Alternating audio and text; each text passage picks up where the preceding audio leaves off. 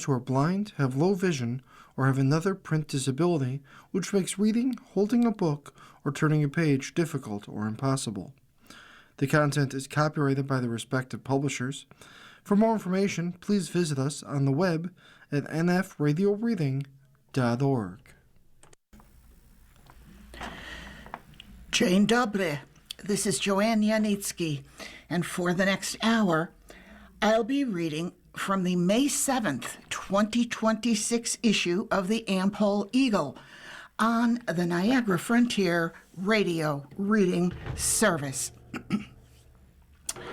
A quick reminder, paper, pencil, recorder, something to help you keep track of phone numbers, emails, and possibly recipes. I haven't scrolled ahead. I honestly don't know if there are any this week, but just in case.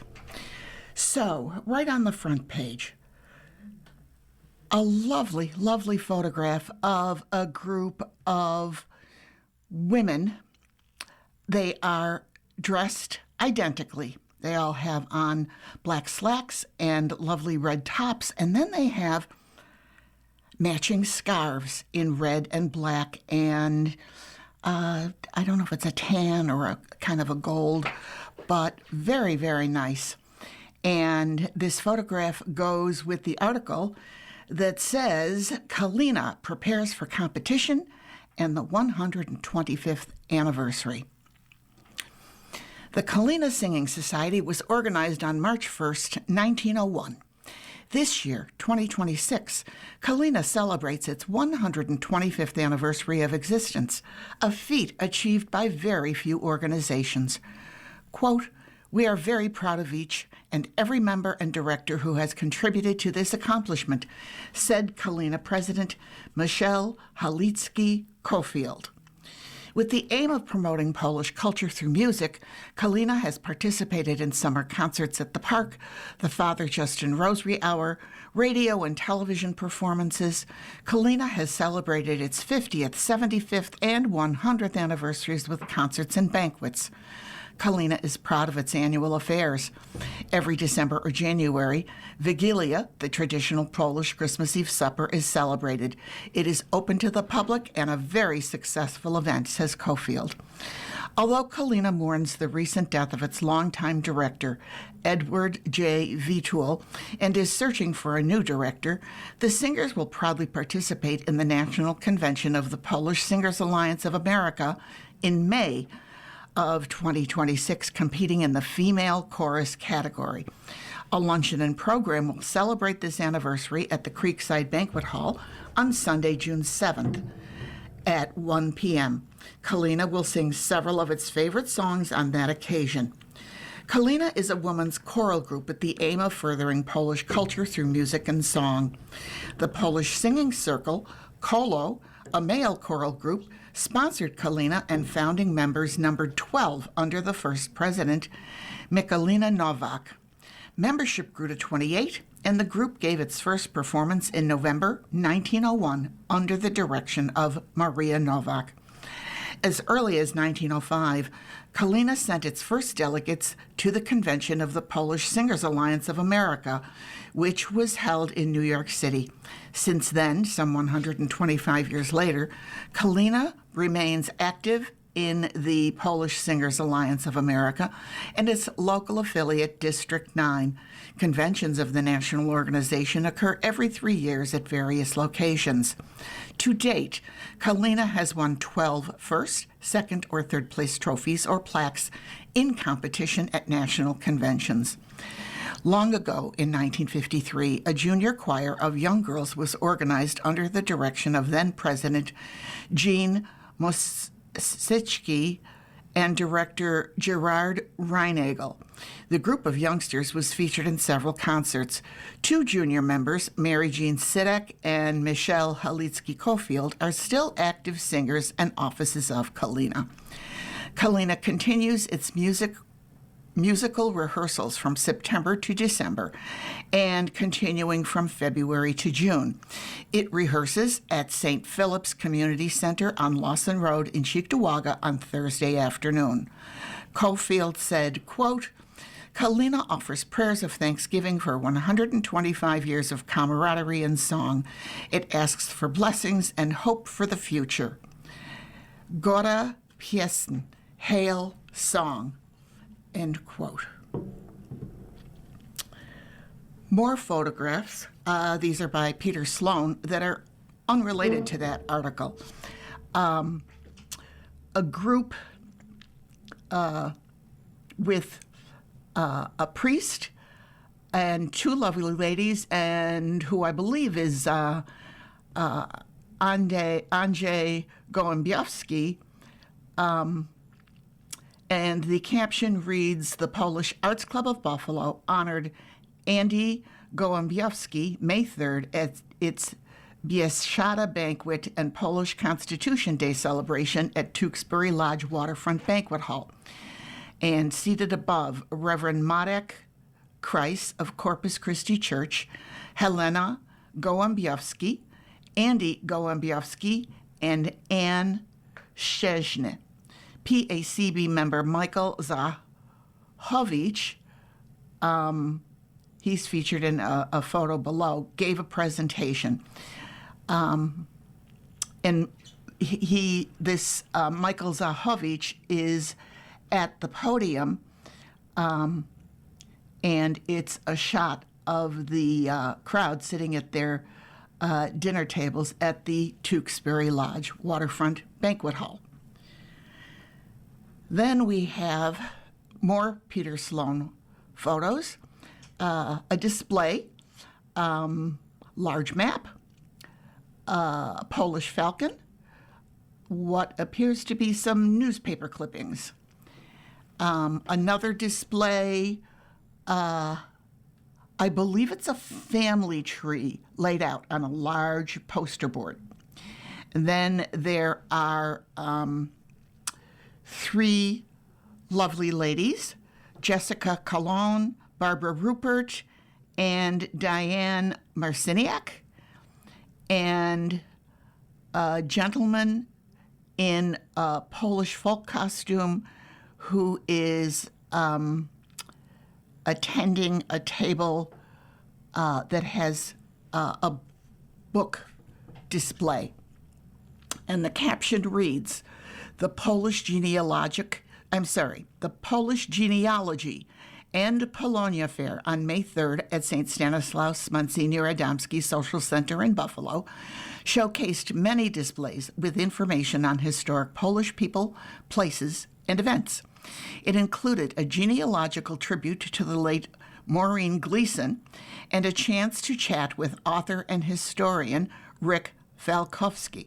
So the gentleman in the folk costume is Rick Falkowski. And I'm guessing he's at a display of the books he has written, seeing as how he is an author and historian. So that's going to take us to Polish News Bites. Poland, confident in Patriot missile deliveries. Poland's defense leadership has sought to reassure the public and allies that critical military procurement plans remain on track even as global tensions threaten supply chains. Defense Minister Władysław Kosyniak-Kamysz stated that Poland has received no indication of delays in deliveries of U.S.-made Patriot air defense systems. This comes amid concerns that escalating conflict involving Iran could disrupt American weapons shipments to Europe. While acknowledging that minor delays may affect some equipment, Polish officials emphasize that key strategic systems like the Patriot batteries remain unaffected. The reassurance is significant given Poland's ongoing military buildup and its central role in NATO's eastern flank. Warsaw has been investing heavily in defense modernization, including missile systems, tanks, and drones, to counter perceived threats from Russia. Germany and Poland explore oil supply alternatives. Germany and Poland are in urgent discussions over alternative oil supply routes following Russia's decision to halt Kazakh crude deliveries via the Druzhba pipeline. The disruption, which took effect on May 1st, threatens supply stability for the PCK refinery in Schwedt, a key facility near Berlin. Poland has indicated it could help mitigate the disruption by facilitating oil deliveries through its Baltic port in Gdansk. However, officials cautioned that any increase in supply would depend on logistical and market conditions. The situation underscores Europe's ongoing struggle to reduce dependence on Russian energy while maintaining stable supply chains. Germany imported over 2 million metric tons of Kazakh oil via the Druzhba pipeline in 2025, with volumes continuing into 2026. Polish general warns of escalating hybrid warfare. A senior Polish military official has issued a stark warning that Russia is already conducting hybrid warfare against Poland. Lieutenant General Krzysztof Król cited cyber attacks, sabotage attempts, and airspace incursions as evidence of ongoing aggression. According to the general, Polish infrastructure, including railways, has been targeted in incidents that could have caused significant harm. He argued that NATO must adopt a more assertive stance to counter such threats, questioning what level of escalation would trigger collective defense measures under Article 5. Poland has responded by accelerating its military expansion, aiming to double its armed forces to 300,000 personnel and invest heavily in advanced weaponry. An editorial, our annual Mother's Day wishes. This Sunday, May 10th, is Mother's Day, that special day on which we let our beloved mother know just how much she means to us. She is the one person in our life that we can always count on for love, support, and understanding. There is no one else who gives to us so unselfishly and unconditionally. We should all view our mothers as a gift of God. She is the angel who protects us from all that is bad in the world. She is the one who provides us comfort when we experience the pain and pressures of everyday life. She provides the love we need when we feel that the world is ignoring us. Despite these gifts, we too often forget to thank her for her love. We are too busy, or worse yet, we simply take her for granted. So we ask that on this Mother's Day, you return her gift of love. Tell her how much she means to you and shower her with all the expressions of gratitude that you can think of. It is the least you can do for all that she has given. Happy Mother's Day to all. Another editorial. Getting gassed. At the start of President Donald Trump's second term, oil and gas prices were considered moderate and stable. However, following the attack on Iran and later the closing of the Strait of Hormuz in late February, oil prices have risen on the order of 50%, and gasoline and diesel prices have followed, according to Forbes. On March 31st, 2026, a group of New York State senators, including local representatives April Baskin and Jeremy Zellner, sent a letter to Governor Kathy Hochul, quote, in strong support of a New York State gas and diesel tax holiday in response to the recent spike in prices caused by the war in Iran, end quote. They asked the governor to act swiftly, stating, quote, a gas tax holiday, whether with triggers tied to price at the pump or a specific timeline, would be a tremendous help to people struggling to afford their daily commutes, visits to family, and business expenses, end quote. At $4.39 a gallon, if a motorist purchased 10 gallons, cost $43.90. They would pay $1.84 in federal tax, $3.34 in New York State taxes, and $1.84 in Erie County taxes, about $7.01 in taxes for that fill-up. As the turmoil in the Middle East continues and a month has passed since the letter was sent, both sides have an opportunity to take their foot off the tax pedal, but neither side does as additional revenues fills federal, state, and county coffers. Letter to the editor. I received the April 16th issue today and noticed a few articles about Transfiguration Church. I think there was something in a previous issue. I haven't been in the area lately, but from what I've seen in the Am-Pol Eagle and other places, it looks beyond saving or reuse. There are derelict remnants of former churches in various places around Buffalo, and it's a sad sight to behold.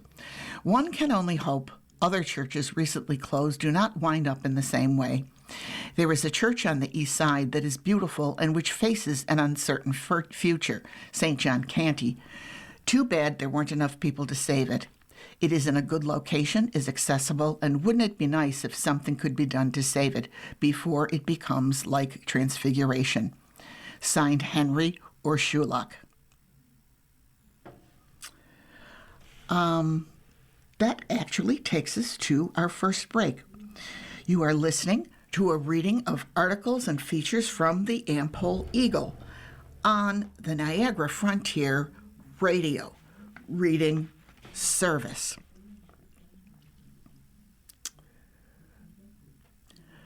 Vatican assessment decrees order monies back to Buffalo parishes. To date, April 30th, 2026, Save Our Buffalo Churches, SOBC, has 8 parish groups that have received a decree from the Vatican's Dicastery for the Clergy, revoking Bishop Michael Fisher's assessment allocation decrees. Each revocation ordered all transferred parish money back to these appealing parishes. SOBC fully expects the remainder of the more than 20 total appealing parishes to receive similar decrees in the near future. The parishes that have had their assessment decrees revoked to date are Ascension in Batavia, St. Timothy, Tonawanda, Blessed Sacrament, Tonawanda, Infant of Prague, Cheektowaga, St. John the 23rd, West Seneca, St. John the Evangelist, Olean, St. Aloysius Gonzaga, Cheektowaga, and St. Bridget in Bergen. Canon law is clear regarding the entire diocesan assessment allocation program. Obedience to the dicastery means Bishop Fisher returning these monies to the parishes. However, this protective power is accessible only to those parishes that appealed and received revocation decrees. Yet, SOBC acknowledges the inevitable impact these decrees must have on the bankruptcy settlement. All decrees have cited violations against the same canon laws, which govern the condition under which parish monies can be procured, as well as the amounts and methods undertaken to procure those monies. The amounts assessed, as well as the allocation procedures themselves, are wholly unsupported by canon law. In order to be valid and licit, amounts given by parishes must be moderate and proportional, so as not to impoverish the parish. Amounts exceeding $15,000 require the permission of the Vatican, which was not sought here.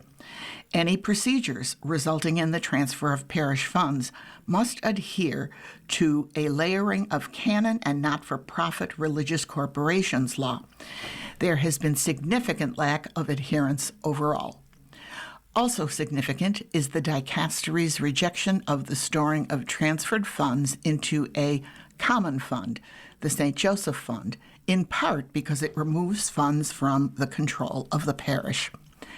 New York State Supreme Court Justice John Del Monte's decision on September 26th of last year stated the legality of these allegations hung on the determination of the diocese's hierarchical superiors in Rome. Those superiors are the Vatican's Dicastery for the Clergy, which has now ruled all main elements of the allocation to be illicit. SOBC now looks forward to the effect these decisions will have on the current civil proceedings. The victims must receive their settlement, but from legal sources. Note, Save Our Buffalo Churches is an all-volunteer core group of local Catholics partnered with parishes under the counsel of the St. Joseph Canon Law Foundation. So, it'll be interesting to see how this further plays out and, again, how it will affect the the allocation of the settlement monies to victims.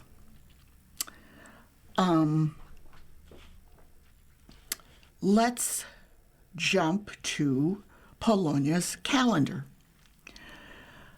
Thursday, May 14th, Polish Genealogy Society of New York State meeting.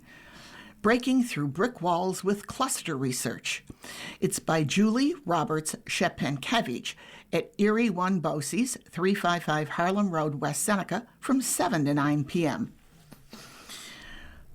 Sunday, May 17th, classical music concert featuring Dominika Zamata, a Polish operatic soprano trained in Italy, and the Polish Singers Alliance of America Combined Chorus. St. Stanislaus Church, 389 Peckham Street in Buffalo, 1:30 in the afternoon. Free will offering.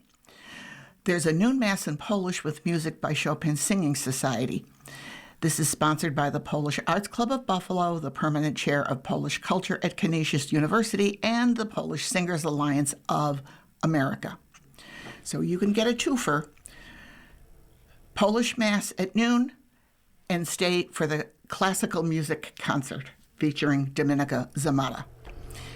Sunday, May 17th, Lourdes Virtual Pilgrimage Experience, St. Adalbert's Basilica, 212 Stanislaus Street in Buffalo at 1:30 in the afternoon.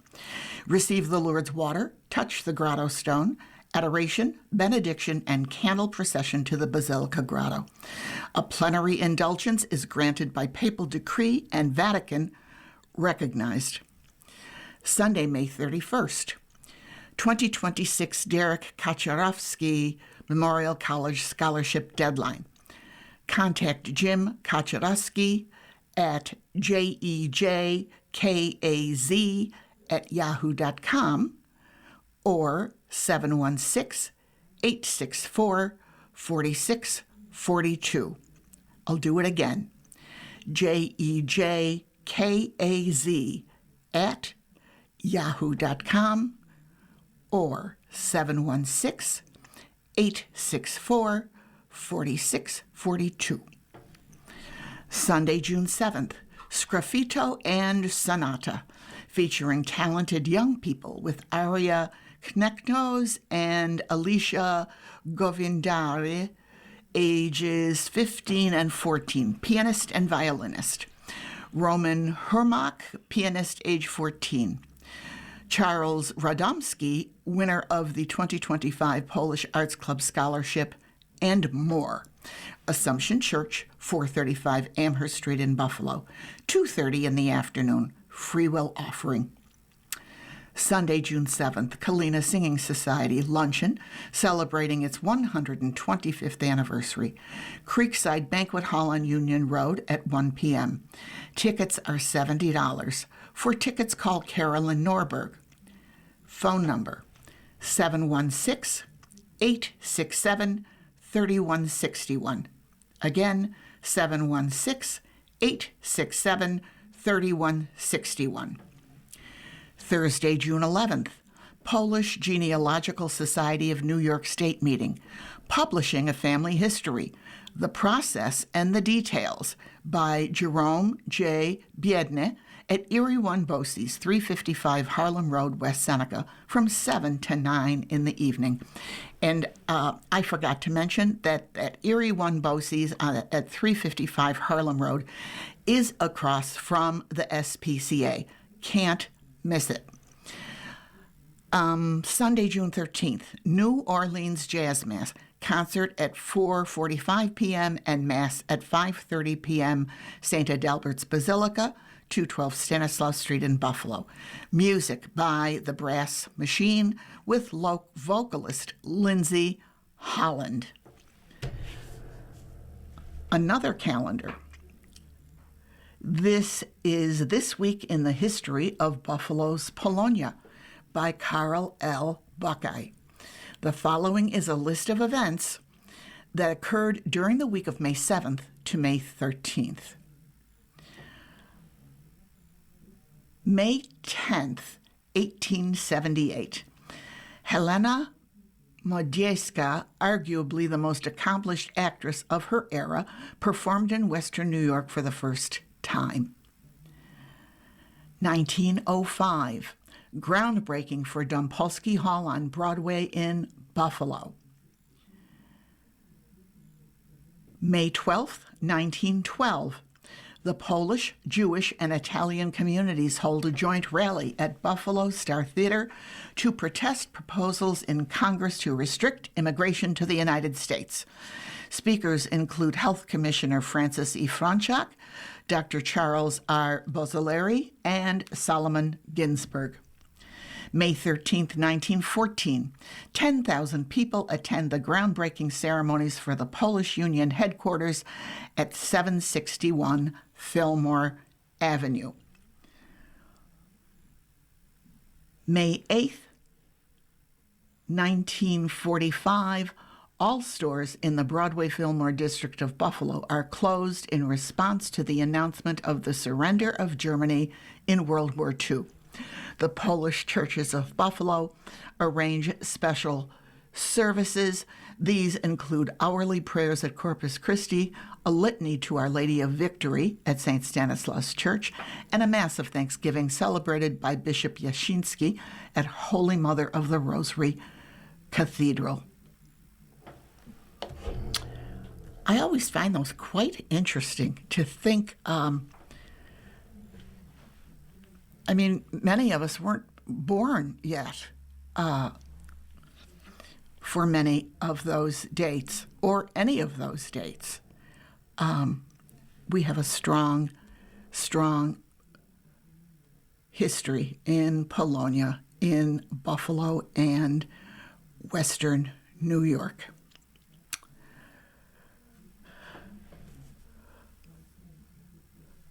There is a page for Happy Mother's Day, and I'm going to mention some of these. Loving Mother, Sophie Michalski, your daughter Michelle. From Terry Bushka, thank you, Mom, for all you are. Anne Marie, John, and all your loving family. In Memoriam, Martha Virobek, from her daughter Mary Lou. Loving and best mom, late Mary Nasternak. Your loving daughter Jean, miss you so much, Mom. In loving memory of our mom, Ida. That's from Barry and Kathy. There's a photograph of Mom with two young daughters. I'm going with 6 and 8.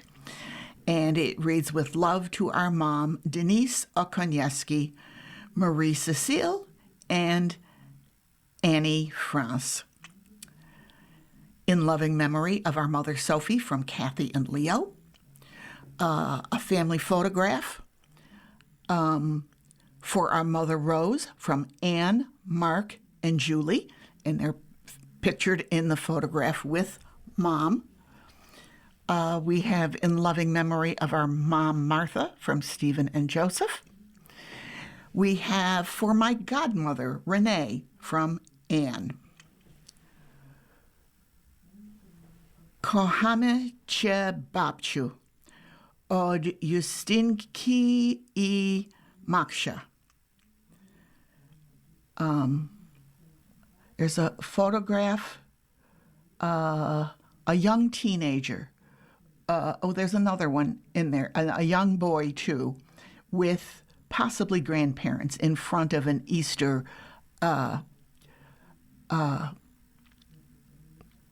display. In loving memory of our mom, Mary, Donna, and Anna. To the woman who taught me how to enjoy life. I love you, Mom. No name. Great picture. Ruth Sklarski McElroy. Ruth is wearing a nurse's uniform, and it says Serdeczna Matka, a song I remember well. In loving memory of our mother, Teresa, daughters, Christine and Anna. That's going to take us up to our next break. You are listening to a reading of articles and features from the Am-Pol Eagle on the Niagara Frontier Radio Reading Service. Next in line, Tom Tadapachki's Tom Talk. Vidra gets noticed in new sci-fi series. Pluribus on Apple TV Plus is turning out to be a big hit for the streamer, and Catalina Vidra is drawing wide acclaim for her acting performance in the science fiction series. The show follows novelist Carol Sturka, played by Rhea Seehorn, who finds herself immune from a global happiness virus that eliminates selfishness and crime, but destroys individuality. Vidra plays a major role as Zosha, an infected human who acts as a chaperone to Carol. Critics and audiences have had high praise for the unique film and the riveting performances. Karolina Izabela Vidra was born on March 5, 1981 in Am-Pol, Poland. Her mother, Irene, was a math teacher, and her father, Josef, taught art. She has an older brother, Patrick. In 1992, when Karolina was 11, her family emigrated to the U.S. They settled in Orange County, California, where her parents started a cleaning business. Her parents separated in 2012, after which her mother returned to Poland. Vidra started out as a model, and in 1997 won the Elite Legions Model Look Contest. She later appeared in print advertisements for brands such as Armani, Exchange, Levi's Red, Calvin Klein, Dooney and Bourke, John Frieda, and Kenneth Cole.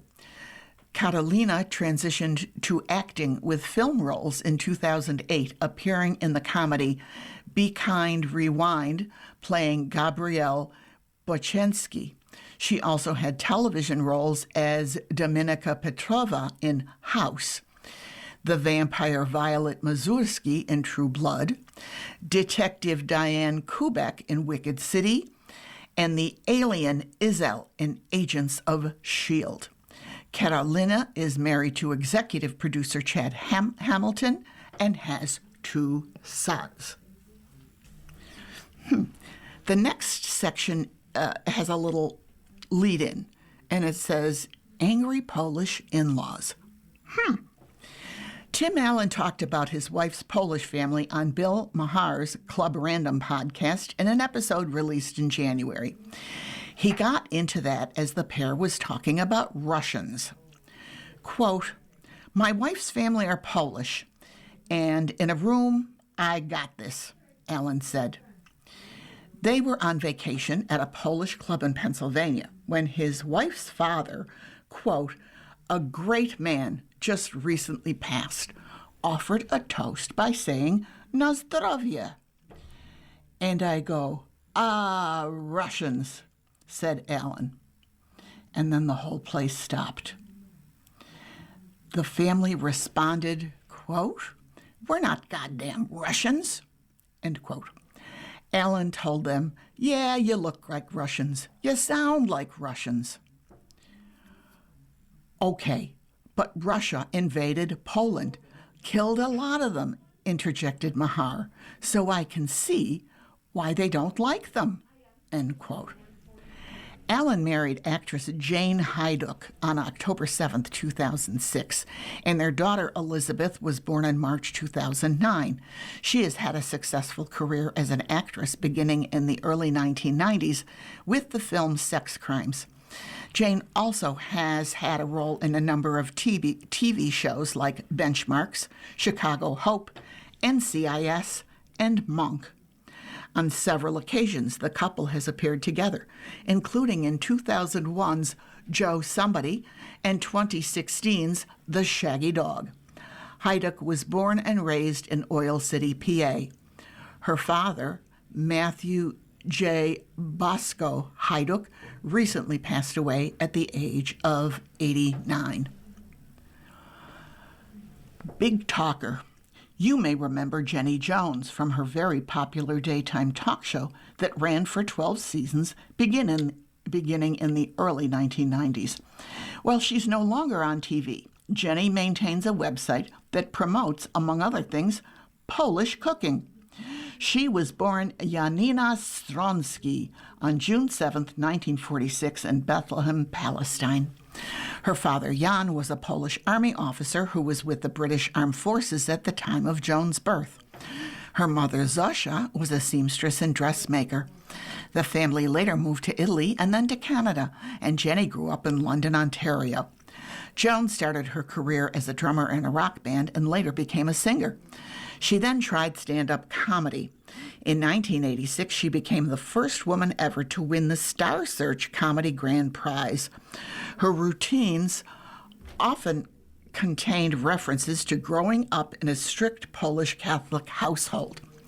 That led to her getting her own talk show, The Jenny Jones Show, which ran from 1991 to 2003. Nowadays, Jones lives in LA and maintains an official website, jennyjones.com, a cooking website, jennycancook.com. That's the site that has a Polish cooking section, and a YouTube cooking channel. Her Polish recipes include many traditional favorites like pierogi and gołąbki, as well as healthy punchki that are baked, not fried. Very interesting. Let's check the healthy punchki out, getting ready for next year. Okay, an amazing story. Often featured on TV talk shows was the man known as the Amazing Kreskin. Kreskin's real name was George Kresge Jr., and he was born in Montclair, New Jersey in 1935. His father was the son of Polish immigrants John and Mary Potocki Kresge, and his mother, the former Lucy Cantalo, was of Italian heritage. Both of George's parents were devout Roman Catholics, and they thought he might become a priest. However, at a young age, he developed a talent for reading minds and passed up the priesthood. When he launched his career, he became simply Kreskin and was dubbed Amazing by Johnny Carson. He rose to fame in the 1970s by performing on numerous TV shows, including 88 appearances on The Tonight Show. He always presented himself as a mentalist as opposed to a psychic. Kreskin had his own television show, The Amazing World of Kreskin, in the 1970s and made numerous personal appearances. His act included feats like telling audience members he had never met their social security numbers, license plate numbers, or the names of streets they lived on. He also made many predictions. His best known was probably when he forecast that Seattle would win Super Bowl 48 by the near exact score of 43-8. He also predicted that Malcolm Smith would make a big play. Smith returned an interception for a touchdown and was named MVP. Kreskin died in December 2024 at the age of 89. I wonder if Seattle knew about that prediction. They must have. I wonder if they paid any attention to it. Too bad he's not around to give us a prediction for the Sabres. Okay, what they said. You cannot hope to build a better world without improving the individuals.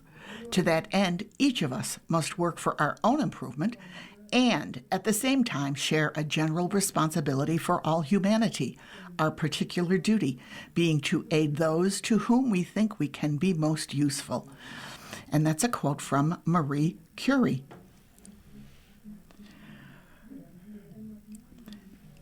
PBW of Polonia to welcome Kathy Carr, jazz vocalist, pianist. There is a photograph of Kathy Carr. She's got a microphone in her hand, and this is a photograph of her taken while she is singing. No other identification. The Professional and Businesswomen of Polonia Scholarship Dinner is Thursday, May 28th, 2026 at Clocks Grove, where they will award their annual scholarship. PBW is excited to welcome as this year's entertainment Kathy Carr, a jazz vocalist and pianist based in Western New York, known for her distinctive voice and rich, soulful performances. Carr is currently the featured vocalist with the popular jazz group My Cousin Tone. She has performed at the Lewiston Jazz Festival, as well as with groups such as the Elliott Snyder Gershwin Tribute and the Pyramid Big Band, solidifying her reputation as one of Western New York's premier jazz performers. Carr has a well-established solo career. She frequently performs her unique style of piano and voice at venues such as the Country Club of Buffalo, and was a regular performer at the Western Door Steakhouse and E.B. Green's. She is the owner of Matt's Music Incorporated, a local music center that has been a cornerstone of Western New York music education and community spirit. The center was founded in 1963 by Kathy's father, Matt Piotrkowski. It started as a small accordion studio and has grown into a thriving family-owned music school that now boasts the largest vocal instruction program in the region. Carr is passionate about sharing her talents with local schools and churches. As the music director at Grove Street Christian Church and a guest accompanist at Starpoint Elementary and High Schools, she inspires and nurtures the next generation of musicians. She and her husband also perform at Western New York's retirement homes, bringing music and humor to the lives of the residents. Visit www.pbwofpolonia.com for reservation details. This dinner is open to the public and all are welcome. I'm going to give that webpage again. www.pbwofpolonia.com. Okay. That could be a fun party. Excuse me. They have a big ad right below it. And let's see, there is more information. At 5:15, there is a cash bar and networking. At 5:45, there's a quick business meeting. Dinner is served at 6.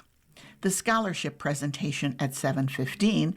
And Kathy Carr, the entertainment begins at 7:30 p.m. So there is a detachable, I guess you'd have to print this out and cut off the slip of paper, because you have to circle your dinner choice. You have grilled marinated chicken, prime rib au jus, or salmon with dill sauce. And then below that, the marinated chicken is $45, guests are $50. Prime rib and salmon with dill sauce are both $50 with guests at $55. Then there's a place for a member's name, guest's name, member's phone number, member's email, and if you cannot attend, there's a place that you can enclose your donation towards this year's scholarship fund. So you can either go to that website, or if you can track down a copy of the Am-Pol Eagle.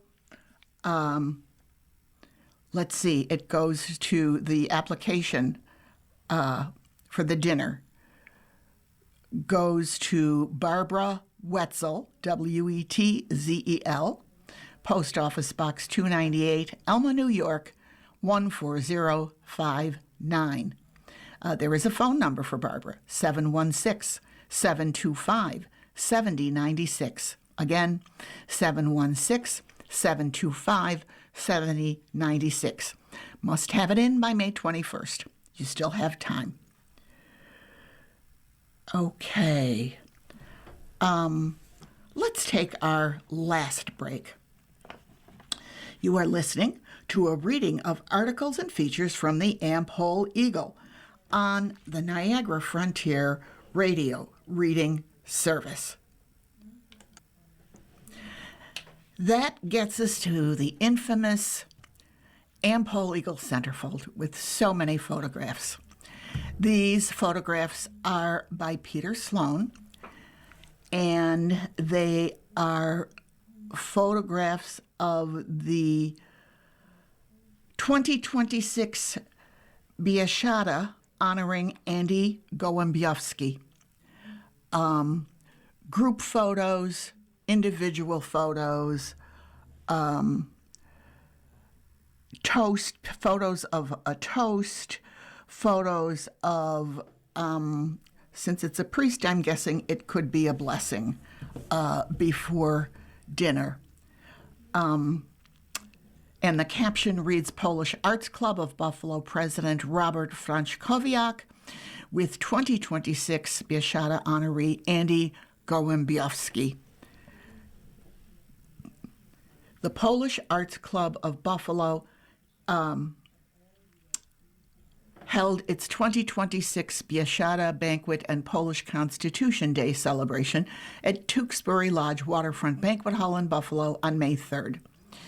The Bieszczada honoree was Andy Gołębiowski, host of the Polish-American radio program, which airs on WEBR radio and online.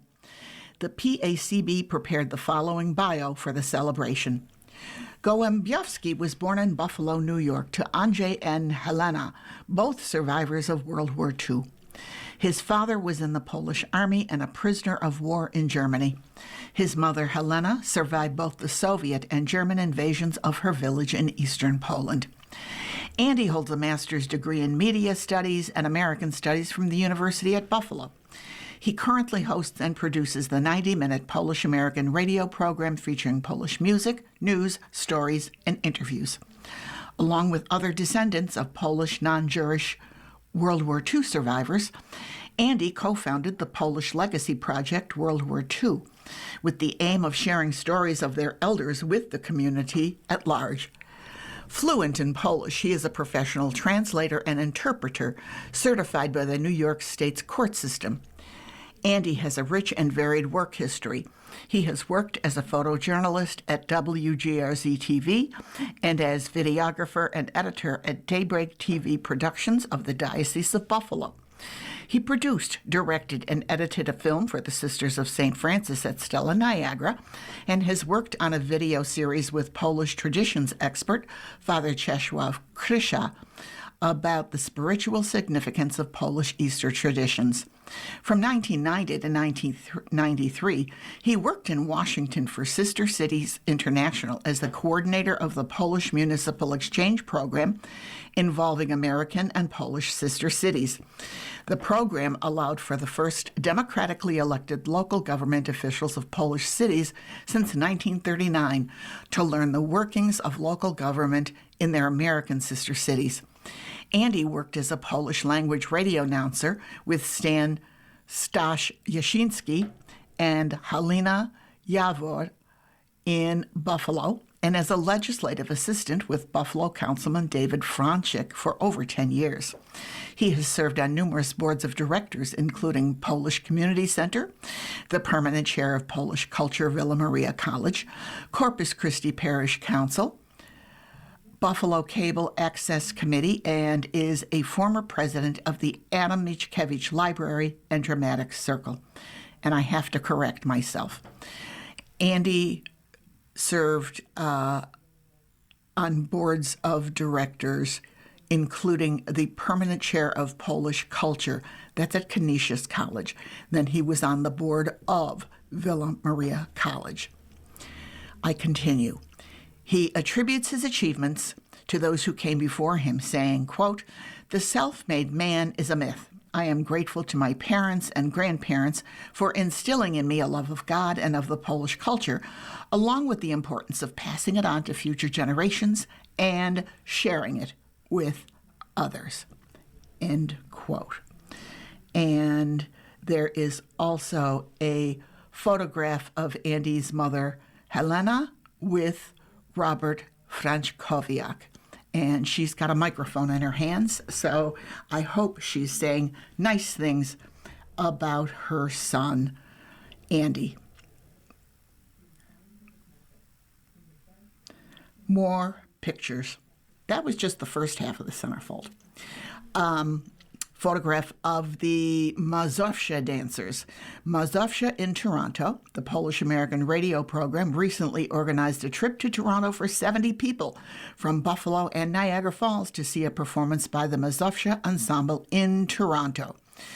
The ensemble presented Polish folk-inspired standards along with songs from American film and stage productions. Following the show, the ensemble's director, Jacek Boniecki, promised to consider a larger tour in 2 years. In celebration of Polish Constitution Day and Polish Genealogy Day, St. Stanislaus Church offered a spaghetti dinner. The delicious dinner was prepared by chef Ed Gavran and was enjoyed by old friends and new. And there is a photograph of what looks like some pretty clean plates of people in the social center. And this photograph is courtesy of Christine Palczewski. Looks like there might have been a basket raffle. There's somebody with some sort of, or at least a door prize, because somebody won a nice bottle of Polish vodka, and I can't read the fine print.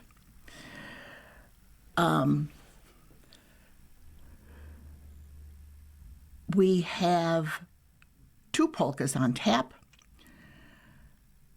Saturday, May 9th, Honky Polka Dance, Newell Faulkner, American Legion Post, 2912 Legion Drive in Eden from 6 to 10 p.m. $10 in advance, $15 at the door.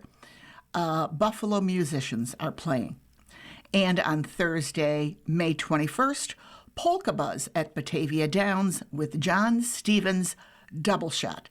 Starts at 7 p.m., $10 will get you in to tap your toes.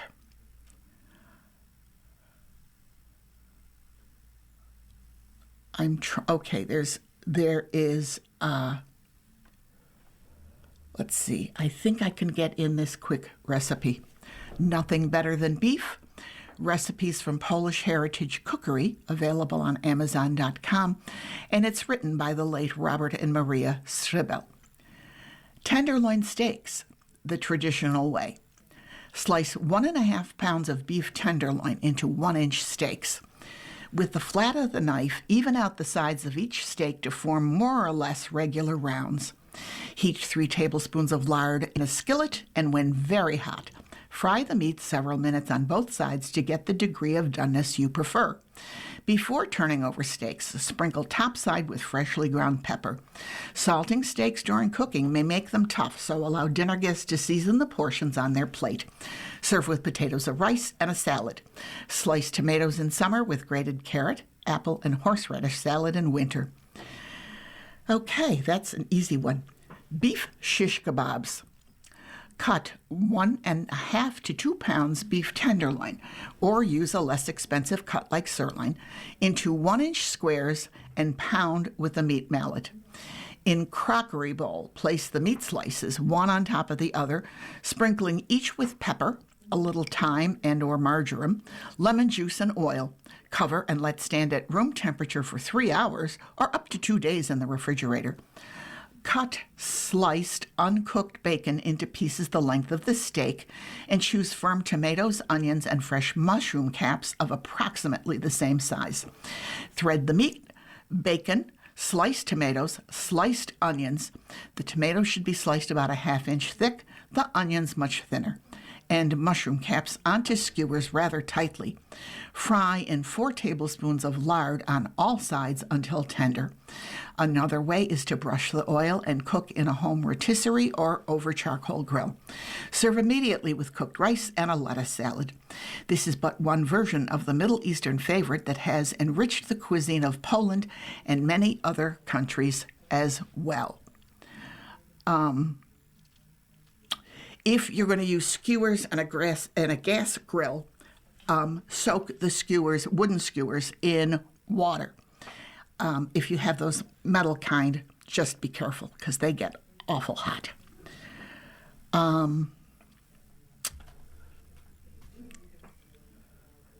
We don't have time for a science article, but the title reads, Scientists Grow Lab-Made Blood Vessels, Offering Alternative to Animal Testing. I may have to go to the website, Polish National Science Center, and it's at www.scienceinpoland.pl.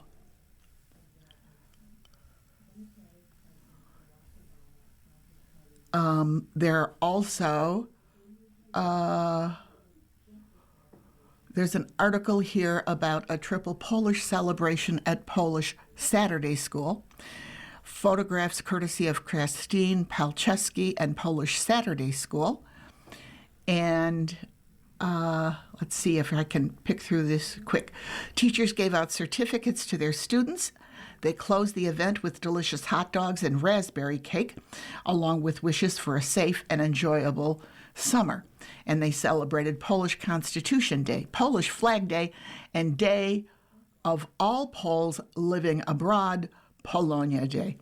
And there's some very cute little ones. I'm going to give 5, maybe 6 years old. And then, of course, the older children. And there's flags and certificates and lots of smiles. And a photograph of Principal Mira Schrammel and PAC President James Lavichki. The cake, the raspberry cake, looks good too. Okay, time to wrap it up. You've been listening to a reading of articles and features from the May 7th, 2026 issue of the Am-Pol Eagle. We read from the Am-Pol Eagle every Saturday at 3 p.m. Your reader has been Joanne Yanitsky, and I wish everyone who celebrates a happy Mother's Day. Thank you for listening. Do widzenia. Coming up next in the Niagara Frontier Radio Reading Service, we have the Island Dispatch. Following that, at 5 o'clock is the Lockport Union Southern Journal. And at 6 o'clock, we have the Jamestown Post-Journal. Stay with us for these readings and more. If you're listening to this publication online, you're probably using our website, a podcast player like Spotify or iTunes, a streaming service like Siro, or a smart speaker. Did you know that we now have a dedicated app that can be downloaded to any mobile device, like a smartphone or tablet, for free? App users can conveniently access our live stream and any episode of our podcast easier than ever. To download the app, just type NFRRS in the search window in the Apple App Store or in the Google Play Store. Contact us anytime if you have any questions by calling 716-821-5555, extension 5. Thank you.